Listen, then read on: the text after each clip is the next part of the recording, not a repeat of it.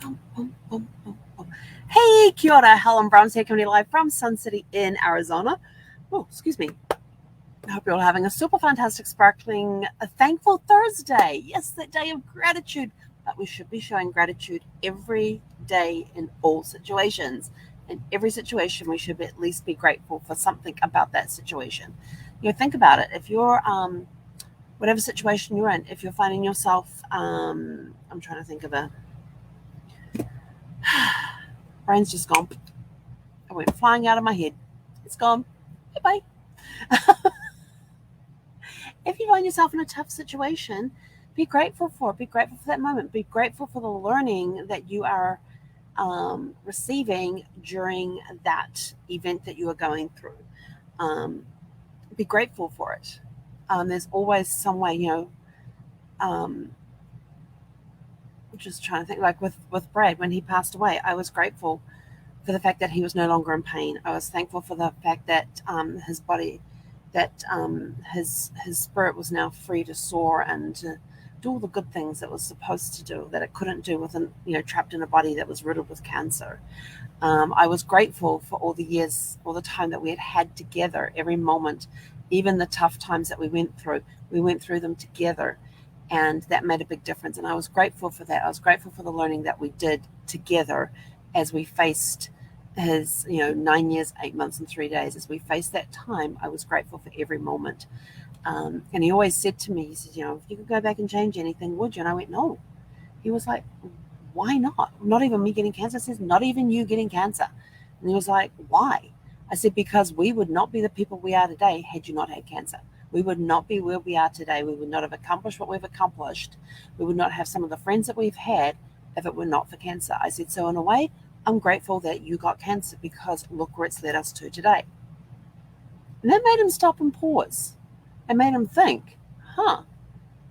And I said, it's you can't do the what if games because you can't go backwards and change time, but you can change the outcome of things as you move forward. And he was just like, huh, I don't think he'd actually thought of it that way, but if you put things in a different perspective, it can help you get through some of the stumbling blocks that you're going to come across. And those stumbling blocks make you stronger, make you more courageous. They help you move forward. um, so it was a blessing. It was all a blessing for which I am grateful that I got to experience. So, how has your day of gratitude been? What are you most grateful for today? I'm grateful I got to do some cool designs today. I got to do some more creativity today. We had a quiet day on the chat, so why not create something for the design store? So that's what I did. I did some creations. Didn't get them finished, but I started, and I have the list written out of what I want to create, why and what type of messages I want to have on things, and that sort of stuff too. So I was grateful for the opportunity to be able to do that. We've got a 3-day weekend coming up, and I'm looking forward to that too because I don't have to work this weekend, nor do I have to work on Monday. And I'm like, yes, I get 3 days, 3 whole days. And I thought, well, what am I going to do? Oh, I've got laundry I have to do, and on Saturday we've got the mystery book club where I'm still working my way through this book, the last thing he told me.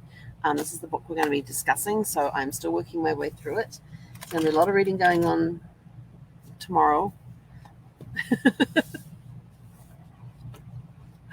So yes, there's going to be a lot of reading going on tomorrow. I think I'm going to skip taking the notes and just get in there and get reading, because I'm taking too much time with the stopping and taking note things.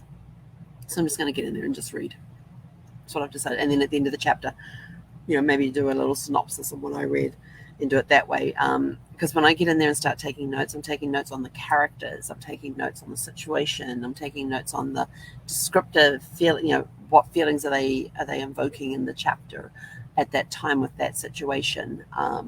So yeah, I'm analyzing the whole whatever's in front of me, and writing my notes, because that gives you background into the character, and you find out the character's history, you find out more about the character, about their personality, about their physical appearance, that sort of stuff. So yeah, I think I'll just stop with the notes, and because the problem is I can't just take just quick notes to remind me when it comes to reading books for discussion and stuff. I did this back in going to make a confession about high school in a moment. But when in the books that I did read, I would take notes. Like, here's this person, here's all the reference points I found out about this person in the book, and it gives me their character, it gives me their physical appearance, it gives me their personalities, it gives me their history, their background, what they're into these days, where they came from, and I did that for each character within the book. And then there was also the environment in which they were in, and then I was writing about the setting of the environment and where it was. Was it by a lake? Was it in a town? And based on the description, I drew a map of what I thought the town looked like. This is where they lived, and they'd go down the street and they'd take a right and they'd go along here, and there was the school, and several blocks away. And so I would, based on the description in the book, I would put together a map of the town. Just based on the streets that were involved in the book. Now, there could be other streets and everything else, that's fine, but these are the ones that I know about. And yes, I did. I actually have one assignment where I actually did draw out the map, and the teacher was sort of like, "You drew a map?" I says, "Well, it was very detailed and very descriptive, so yeah, why not?" It just helped me understand more, because I could now, I was reading the description, now I could see more. I could trace, okay, so they went from little Johnny's house over here over to the park, the playground, which is over here, and then and the school's over there, and then they were playing soccer on this field over here, and so I could visually see better on what was happening at the time. And it's just like, well, that's interesting. But here is my thing about school, about required reading at school. So in English, and let's see, in high school, 3rd, 4th, 5th, 6th, and part of my 7th year, so 5 years of high school, out of those first 4 years, because the last year I only was there for the first quarter, we read a book each term. Now, we had terms throughout the year, so we had 3 terms. We would have from when we started in January through to the May school holidays. And after the May holidays would come back, and we wouldn't get another break until August. And then there was August to Christmas, because we were full year. They now have 4 terms. I have no idea how they've split those up, and they've gone to years instead of what we used to have. And but in my high school years, so we're reading 3 books a year. And turning it, and then we'll have the class discussions in English about the books, and then we're turning the assignments in and everything else. And there was only, out of those 12 books that we were assigned, there were several I did not read because I did not like the subject. One of them was Day of the Triffids. I read the back of that, and I ain't reading that. I read probably the first 3 paragraphs of chapter 1, and I put that down and I didn't pick it up again. But based on the discussions that we had in class, I was able to finish off the assignments that we had. Had I read the book, I probably would have got a higher grade, but I got B's. I was mainly B's on my book assignments. The ones I read, I actually got like a B plus, maybe an A minus. But if I didn't read them, I usually got like just a B. So Day of the Triffids was one. The other one that I didn't like was Lord of the Flies.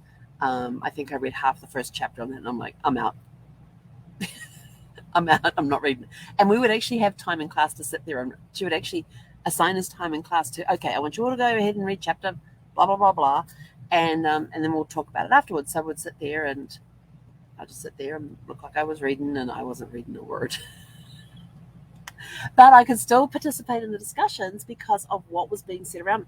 Thankfully, I was never asked a question first, so I could listen to what other people were talking about in the book, and then I could say whether I agreed with them or I didn't agree with them, why. But yeah, I managed to. I hope my English teachers aren't watching. But I managed to sort of like fudge my way through book assignments and reading assignments and stuff. And Lord Macbeth, what was it, Macbeth, the Shakespeare play Macbeth, I did read that. That was really cool. I did at one point, I could recite to you the Act 1, Scene 1 with the witches, the 3 witches around the cauldron, and the little spell that they were doing into the cauldron. I could recite you that in 3 different voices. for a number of years after high school. Look at me now, I have no clue. But if I picked up the book and looked it up, boom, it would come running back to me. But I actually enjoyed Macbeth. And after we had read the book, we actually got to see the movie, which was pretty good. It was one of our things that we got to see the movie on that one. What's another book that I didn't read? Oh, can't think of the other books. Those are the ones that I remember. Oh, Wuthering Heights, did not read that. But that was in my last year of high school. So my last year of high school, I only attended school through to April. Hang on. The first was Tuesday. Oh, I missed that. Oh. May 1st, 1984 is the day I joined the Royal New Zealand Air Force. I completely missed that one. Wow. That's been 30 something years, 38 years. Wow. That was a long time ago. So let's see. So the first was a Tuesday. So the 1st of May was a Tuesday. The 30th of April was the Monday. The 29th of April was the day I left home. Was put on a bus to go down to Wellington, where I was met by the drivers at Royal New Zealand, from the Royal New Zealand Air Force, and they took the women to Worcester Bay, which is where they had women's barracks, and the guys got dropped off at Shelley Bay, which was the base there in Wellington, and that's where the guys barracks were. And I left school 2 days before that. So on the, what did I say, the 29th was the Sunday, 28th was the 28th I packed, the 27th was my last day of high school. So, and then the weekend beforehand had been Easter weekend, and we came home from Easter weekend. We got home on the Tuesday, and there was a letter waiting for us to say that, hey, you need to be in New Plymouth getting on this particular bus on Sunday. And so basically I had 3 days left of school, which was Wednesday, Thursday, Friday. I was out of there, packed on Saturday and Sunday. My parents took me into New Plymouth so I could catch the bus down to Wellington. So the 27th, did I say the 27th? Yeah, 27th of April was my last day at school. And we'd started last week of January, I think it was, we'd started. But anyway, so during that first, most of the first term, because May school holidays was like a week, like a couple of weeks, week or two after I left for the Air Force. And so most of that first term, our book, we had the option of, because we were in the last year of high school, we had the option of being in class reading Wuthering Heights. I was not interested in that one at all. Or we could do a self-study on One Flew Over the Cuckoo's Nest. Wasn't really interested in that book, but I got halfway through it, but finished the assignments for the whole book. And there was a group of us, there was only like about 12 of us, I think, at that point, that was in that final year of high school. We had a school of 600 people. It was really weird going to the boys' high school graduations, and there were more people in the graduating class than I had in my entire high school when I was at high school. We had a very small school. But then we were in a town of 6,500 people. So anyway, we had about 12 to 14 of us in that last year of high school, and there was myself and probably, I'm thinking like 6 others that decided we were going to do One Flew Over the Cuckoo's Nest. So we were in the 7th form room, and that was like our little oasis. We didn't have to wear school uniform. We got to wear regular clothes, because otherwise you're in school uniform at high school. And we had this common room, which had couches and easy chairs in there. And it was basically where our lockers were. And that was just a place for us to hang out between classes and that sort of, and, study time, we would take it in there and that sort of thing. And so that's where we would meet to discuss One Flew Over the Cuckoo's Nest. And just little by little, everybody started wandering back to the classroom and picking up Wuthering Heights with the rest of the English class. Not this girl. I was the only one left at the end, and I'd handed in the assignments and when they were due. And when I went to because the last day of school I had to walk around and get signed off by all of my teachers to say everything had been returned. I didn't have anything outstanding and all that sort of thing. And so when I went in to see Mrs. Court, she was my English teacher. She said to me, and she gave me my English, my assignment on One Flew Over the Cuckoo's Nest. I had an A. had an A on that. She says, this is very well written and very well thought out and everything else. And I'm like standing there, and all I'm thinking in my head is like, I probably read maybe half of the book, and I did the whole book assignment. And I said, oh wow, that's really cool. Went through and read her comments and everything. And she says, can I ask a favor on that? And I says, what's that? She says, do you mind if I keep this? She said, I want to use this as an example in class of how to write on a very well written book report for the project for this particular book. And I went, okay. And I'm like walking out of there. I'm just laughing to myself. Like, I did a whole book report on a book that I only read maybe half of. And she wanted to keep it as an example to show those coming along what a good book report looks like, because I got an A on it and I couldn't believe it. So yeah, I kind of fudged my way through that, but I don't want to. And that was, when I did the books I did read, I took copious notes, lots and lots and lots of notes on the characters, on everything about the characters, everything about the environment that they were in. If I could draw out a map of where things were, it made it click a little easier. And there was a series of books. I wish I could remember the series of books I was reading. And there was a series of books I was reading a few years ago, and I came across a date in one of them. One of the books actually had that it happened on this particular day. And I thought, well, hang on, that doesn't quite, to me, it just didn't, sorry, I had a very itchy eye tonight. To me, it just didn't quite sound right. And I thought, what the heck? And so then I went back and I read, and there were 7 books in the series. And I went back and I read every single book. And I noted when all the events took place, was there any overlap in the next series? Each book could be read alone, but there was, themes that did run through, because you would revisit with characters from previous books and all of that sort of stuff. And each book was based on a different character in the family. And I thought, no, the date doesn't sound right. And all I had was the day, the month, and the day. It didn't have the year in there. And so I went back. This is how detailed I got on this.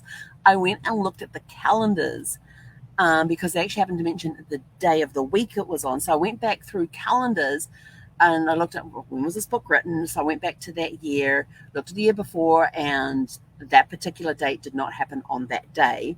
And so I went back through calendars until I found where that particular date occurred on that day of the week. And I thought, okay. And so then, of course, they're talking about time periods all around this particular date and everything else. I could not get the book to line up. I could not get the story. The stories weren't flowing correctly. The timeline throughout these 7 books was all out of whack. And like I said, there was one reference to a date in this thing, but this event that took place affected all 7 books. And I could not, the timelines were out of whack with what date that they had there. Because they were saying, 3 months later in December, and I'm like, hang on, this happened in August. So that would be September, October, November, not December. We're talking 4 months now, not 3. So I was finding a lot of inconsistencies in this with the timelines of these stories. And that's all because back in high school, I would pick that stuff apart as well. I'd find the timelines in there and I would draw out the timelines and all of that sort of stuff. So yeah, I've got to stop taking notes so I can get this book read by Saturday. But yeah, because I've got timelines going and everything in here right now. Read a paragraph, take some notes. Read a paragraph, take some notes. So this book here, I'm going to have to stop taking the notes and just get in there and get it read before Saturday morning, which I will do. I will definitely do that because I'm going to read some of it tonight, read some of it tomorrow night, and finish it off on Saturday morning. So that's how that goes. But anyway, but I'm grateful because I get to actually join a mystery book club. I've never been in a mystery book club before, so and I love reading mysteries and spy novels and action and thrillers, and so this is sort of like really cool. I can't wait to get in there and see what other books we're going to read. I did belong to another book club at one point, but they never actually discussed the books. They would have authors come in and talk about their books, and that was their meeting, and you got to ask the author questions. So there's really no actual book discussion between members about what they thought of the book, about the theme of the book, the plots, all of that, the character developments and all of that sort of stuff. It was So it was kind of sort of like, yeah, this isn't really what I'm looking for. And everybody knew everybody else, and they weren't really interested in the new people that were in the room. And I think I was one of 3 that was new in that room that evening. That was our first time at the event, and got the welcome when I signed in, but that was it. And people go, "Oh, I haven't seen you here before."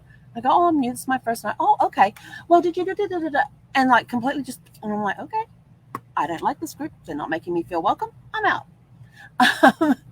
but the book was really good, and the author was really. It was his first one in this new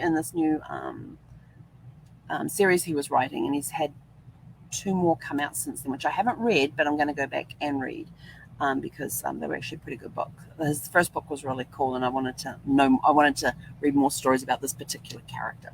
So this is shaping up to be a good book too. But anyway, I've rambled on long enough. I've got a DOG that wants to go for a WALK, and I think it's now cool enough. It was 101 degrees Fahrenheit just before when I came on live. So, Alexa, what's the temperature outside?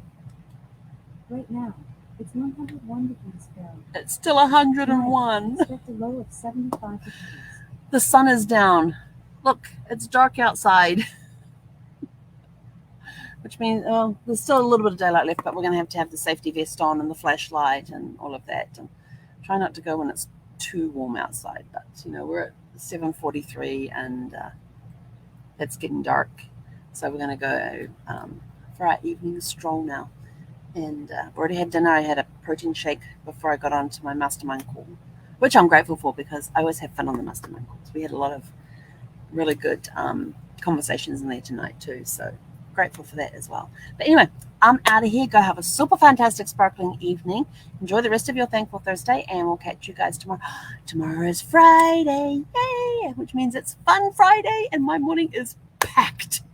And I have to take Zeffy to the vet. The first thing after we get up and get dressed, I got to have her at the vet by 7 o'clock and be back here in time for my 8 o'clock meeting. So they tell me it takes 15 to 20 minutes to do paperwork. I'm like, can you send it to me in advance? And I kept thinking I was wanting to transfer stuff there. I said, no. I said, I'm with Banfield.